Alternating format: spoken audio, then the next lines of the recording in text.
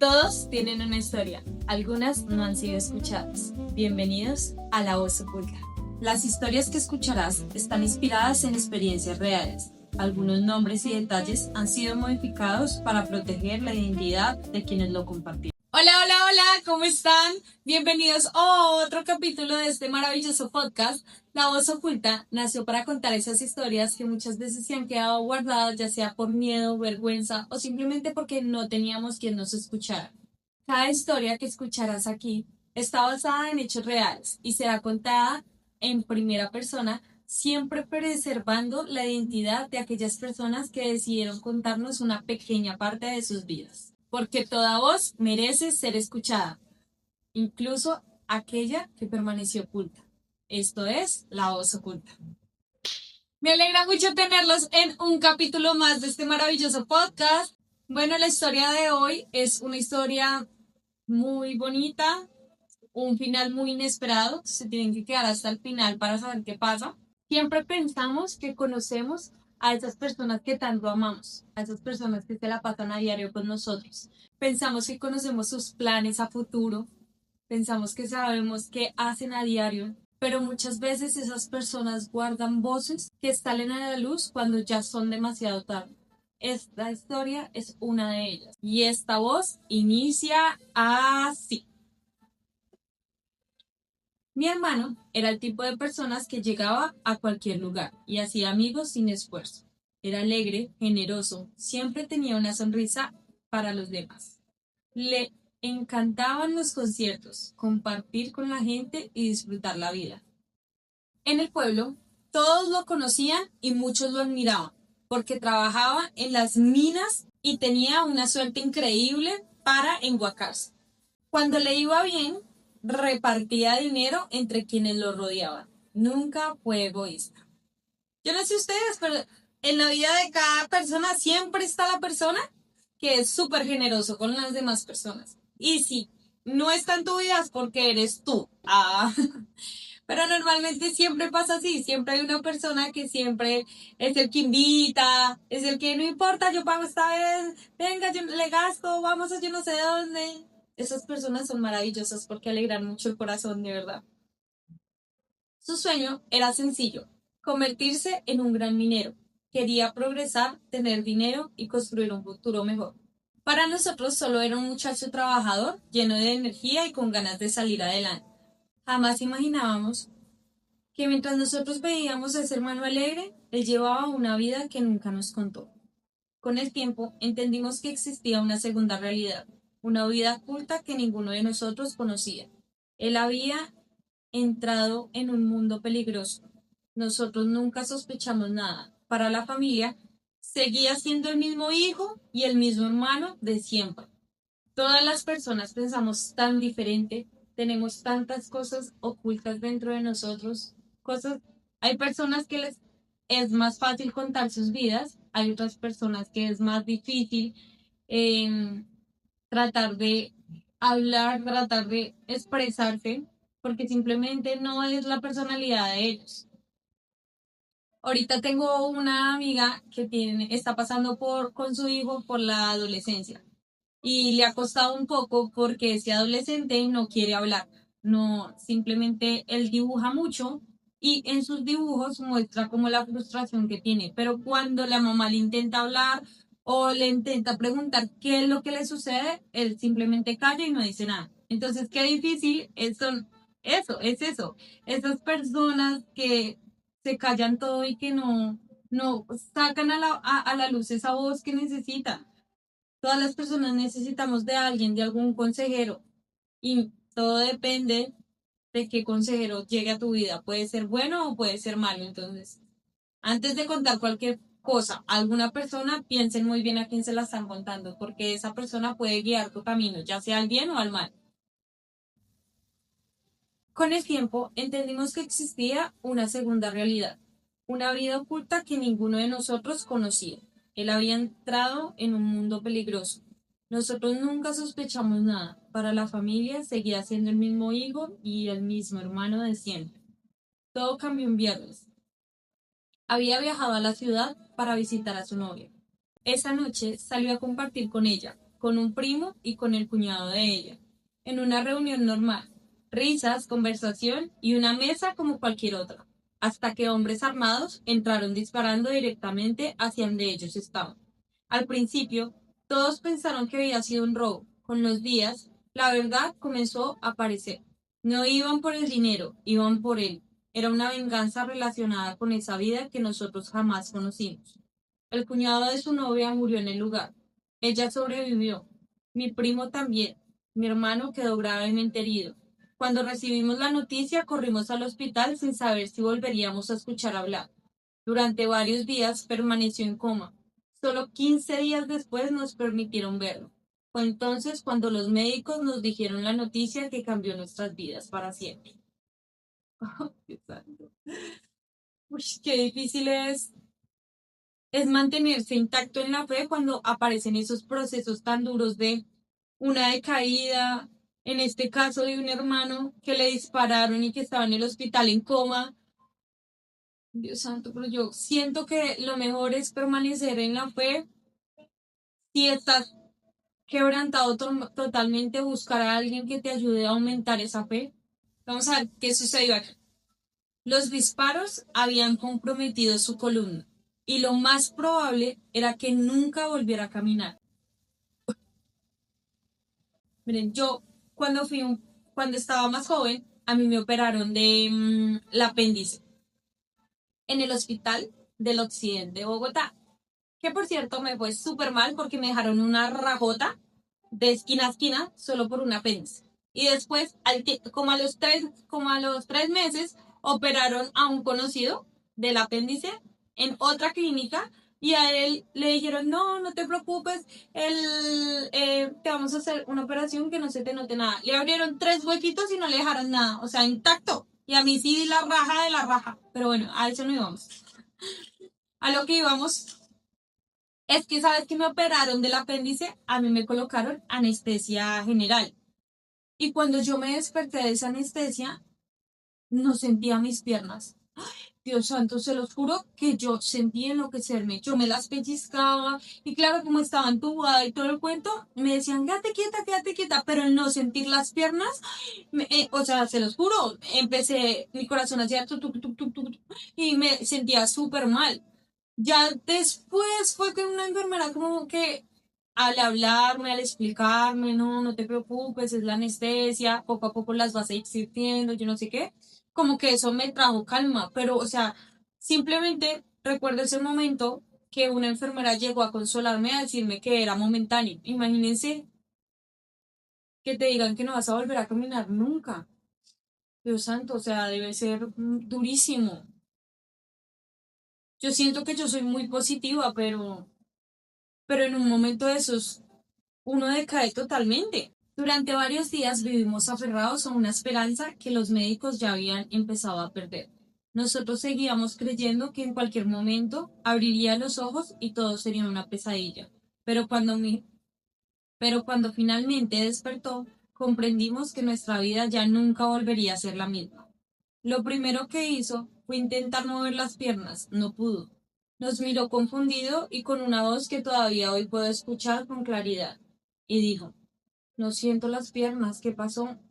Los médicos fueron claros desde el principio. Las balas habían comprometido la médula y las posibilidades de que volviera a caminar eran prácticamente nulas. Nosotros nos aferramos a la fe, veíamos que Dios podía hacer un milagro. Él también se aferró durante un tiempo a esa esperanza, pero cada día que pasaba comprendía un poco más la realidad que tenía delante. Recuerdo verlo llorar desesperadamente. Gritaba que no quería vivir así, soñaba con caminar otra vez y me repetía una frase que nunca he podido olvidar. Hermanita, así sea chueco, pero quiero volver a caminar. Escuchar eso me partía el alma. No había palabras capaces para aliviar ese dolor.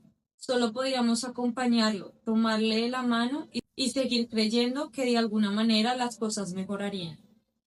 Dios santo. Me pongo mucho en la posición de esta persona. Mm, nosotros llevamos 4 años acá. Ustedes saben que en Estados Unidos yo llevo 4 años, que es lo que tiene mi hijo. Y a los bueno, al año de yo estar acá, mi hermano llegó acá y él empezó súper juicioso, él vivía con nosotros, le regalaron una bicicleta para irse al trabajo y volver. Y él iba en su bicicleta normal. Cuando iba en su bicicleta, lo estrelló un carro que se saltó un stop y lo mandó a volar. Llegó la ambulancia, lo recogieron y se lo llevaron al hospital. Cuando nosotros llegamos al hospital por él, yo tenía a mi vale muy chiquitico, él tenía por mucho 3, 6 meses o hasta más chiquito, no recuerdo muy bien en este momento, pero el choque del auto le había fisurado una rodilla y le había roto la otra rodilla. Entonces iba a volver a caminar, pero era un proceso largo, tenía que entrar en terapias, tenían que hacerle cirugía en las dos rodillas. Uy, fue un proceso durísimo y se los juro, no les miento, fue un proceso durísimo para él y para nosotros, porque para mí fue durísimo verlo como se aguantaba su dolor. Yo me acuerdo que estábamos en el consultorio, en la habitación de él. Y los dolores eran tan fuertes que él me gritaba, vale, máteme, vale, no quiero sentir más estos dolores, no más. El dolor no lo dejaba dormir a él, entonces para él era muy duro todo. Cuando intentó caminar después de la cirugía, las piernas no le respondieron. Y a él las enfermeras lo tenían que ayudar para que en medio se pudiera arrastrar un poco. Y el proceso de él duró entre 7 meses a un año y fue durísimo. Cada día, cada noche, cada tarde, cada momento fue muy duro para él. Muy, muy duro. Y muy duro para nosotros que lo acompañamos en todo el proceso. Habían había días que se levantaba motivado y había días que lo único que quería era llorar y llorar y llorar. Uy, no, eso fue durísimo, durísimo. Yo siento que una de las etapas más duras que he pasado acá en Estados Unidos fue fue ver a mi hermano así y vivir toda esa etapa. Pero bueno, hoy en día, gracias a Dios, él está muy bien. Y, pero pues, poniéndome en la historia de esta persona, de verdad no me explico estos familiares cómo debieron estar de mal y de tristes al ver a su hermano, a su hijo así, saber que no iba a volver a caminar. A nosotros lo que nos extendía como ese confort, aunque era muy duro, era que con terapias, con esfuerzo y con ejercicio, él iba a volver a tener sus rodillitas normales. Y miren esa frase que él dijo, hermanita, así sea chueco, pero quiero volver a caminar. Dios santo, o sea, qué duro para una hermana escuchar eso, qué duro para una mamá escuchar eso. Escuchar eso me partió el alma. No había palabras capaces de aliviar ese dolor. Solo podíamos acompañarlo, tomarle la mano y seguir creyendo que de alguna manera las cosas mejorarían. Cuando finalmente regresó a casa, todos intentamos hacer su nueva vida un poco más llevadera. Sin embargo, el accidente no solo había cambiado su cuerpo, también había cambiado su carácter. El hermano alegre y paciente comenzó a desaparecer poco a poco. Se desesperaba con facilidad, discutía por cualquier cosa. A veces le servíamos la comida y, dominado por la frustración, la lanzaba al suelo. Después lloraba. Otras veces simplemente repetía que nadie entendía lo que significaba vivir sentado en una silla de ruedas. Yo no lo juzgaba. Entendía que no estaba peleando con nosotros, estaba peleando con una realidad que nunca eligió vivir. Con el paso de los meses, hubo una persona que llegó a nuestras vidas y que sin proponérselo se convirtió en un regalo de Dios. Era un hombre que llevaba muchos años viviendo en una silla de ruedas. Sabía perfectamente lo que significaba perder la movilidad y quizá por eso entendía a mi hermano mejor que cualquiera de nosotros. Él fue quien empezó a invitarlo a jugar baloncesto en silla de ruedas. Lo llevaba a reuniones, a fiestas y a compartir con otras personas que también habían aprendido a vivir de una manera diferente. Incluso le ayudaba a reparar la silla cuando se dañaba y siempre encontraba una excusa para sacarlo de casa. Esos eran los pocos momentos en los que yo volví a ver al hermano que conocía antes del atentado.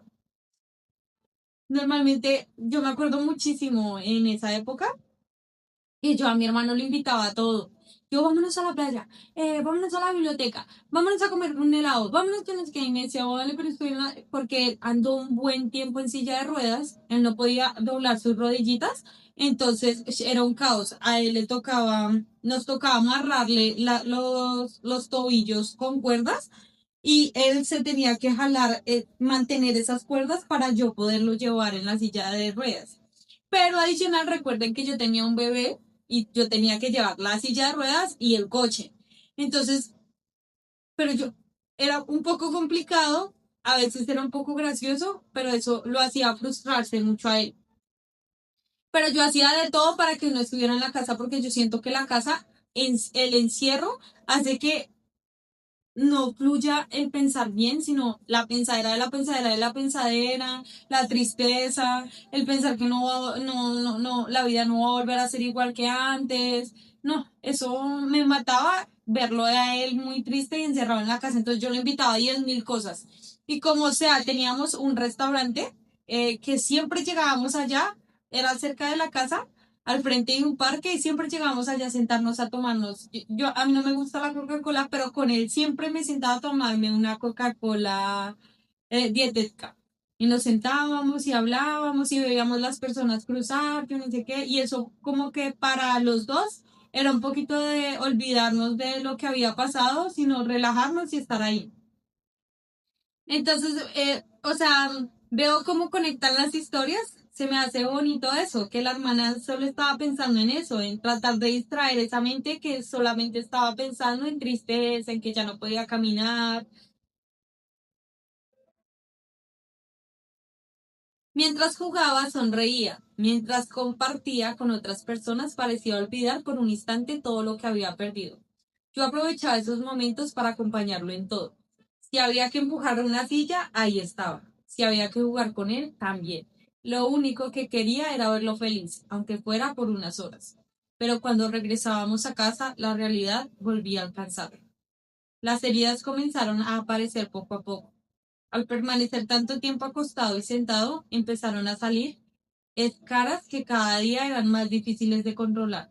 Durante mucho tiempo me encargué personalmente de hacerle las curaciones. Limpiaba sus heridas, seguía las recomendaciones médicas y hacía todo lo posible para evitar que empeorara. Por circunstancias de la vida tuve que irme de la casa durante un tiempo. Fue una decisión que nunca quise tomar. Pensé que alguien más podría continuar con esos cuidados, pero no ocurrió. Las heridas avanzaron rápidamente y la infección comenzó a extenderse. Cuando regresé, entendí que la situación era mucho más grave de lo que imaginaba. Los médicos fueron sinceros con nosotros. Nos dijeron que la única posibilidad de detener la infección era amputarle una pierna. Sin embargo, años atrás, mi hermano nos había hecho prometer algo, que nunca permitiríamos que le cortaran ninguna parte de su cuerpo. Como familia respetamos esa promesa. Hoy, después de tantos años, todavía me pregunto si hicimos lo correcto. Tal vez debimos preguntarle nuevamente qué quería. Tal vez habría cambiado de opinión. Esa es una pregunta que me seguirá acompañando toda la vida. Ay, Dios santo. El sentirse culpable por todo. Yo siento que esta hermana hizo de todo por su hermano, pero la culpabilidad siempre llega, siempre, por algo, siempre. Hace poco me estrellaron en el auto, un choque muy, muy bobo, pero apenas me chocaron, yo decía como, ay no, pude haber acelerado, pude haber pitado, entonces empecé a hallar 10.000 razones de las cuales fue mi culpa. Entonces, o sea, de las cuales por qué no reaccioné de esta manera para evitar ese choque. Pero yo siento que, bueno, las cosas de Dios son perfectas, algunas veces no sabemos por qué suceden las cosas, muchas veces nos quejamos por esas cosas, pero si nos sucede algo es porque debemos aprender algo. Entonces, siento que, obvio, debe haber el tiempo de culparnos, de sentirnos culpables por todo, pero ese tiempo de culpabilidad tiene que pasar, porque si ocurrieron así, fue porque tenían que ocurrir así y fin.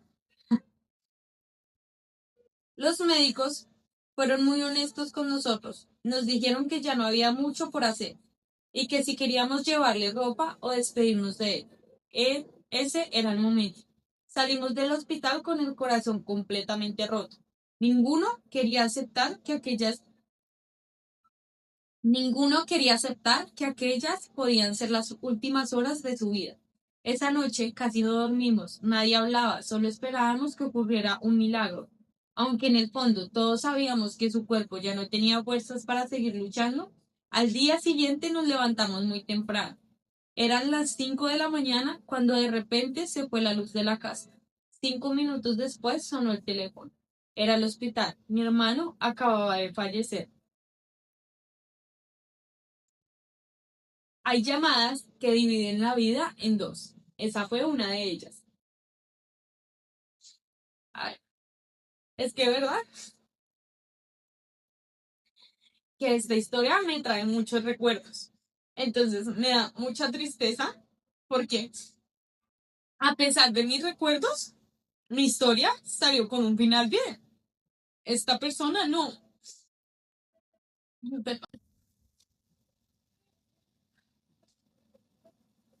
Durante mucho tiempo me pregunté si podía haber hecho algo diferente. Todavía hoy me duele recordar el día en que tuve que irme de la casa y dejarlo al cuidado de otras personas.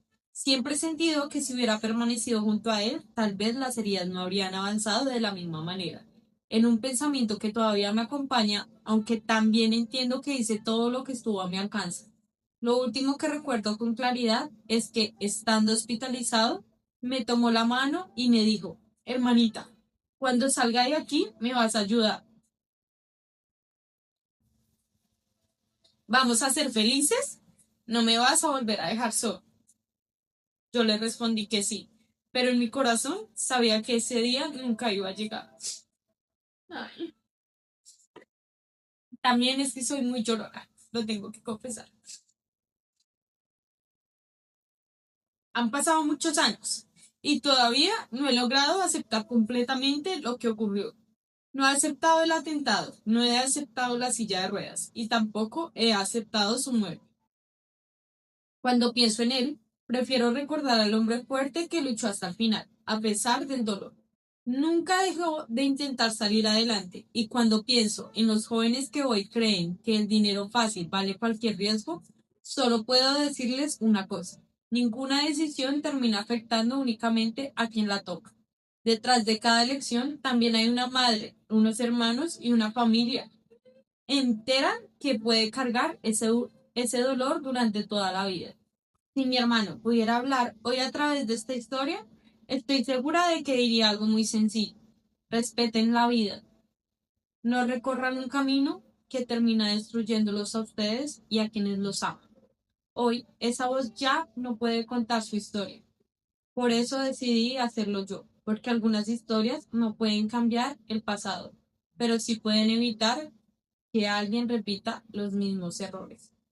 Oh, creo que esta es la historia que más nostalgia me ha dado, que más me ha acordado muchas cosas de mi vida y la cual me tocó totalmente el corazón. Y de verdad, esta persona que me contó esta historia no debería sentirse culpable. Yo siento que fue una gran hermana y que si hubiera ido, si hubiera quedado, las cosas tenían que pasar de esa manera por alguna razón. Eso, me va a calmar un poco para poder seguir el capítulo, porque como que el pensar y pensar en la historia como que me toca más. Gracias por escuchar esta historia.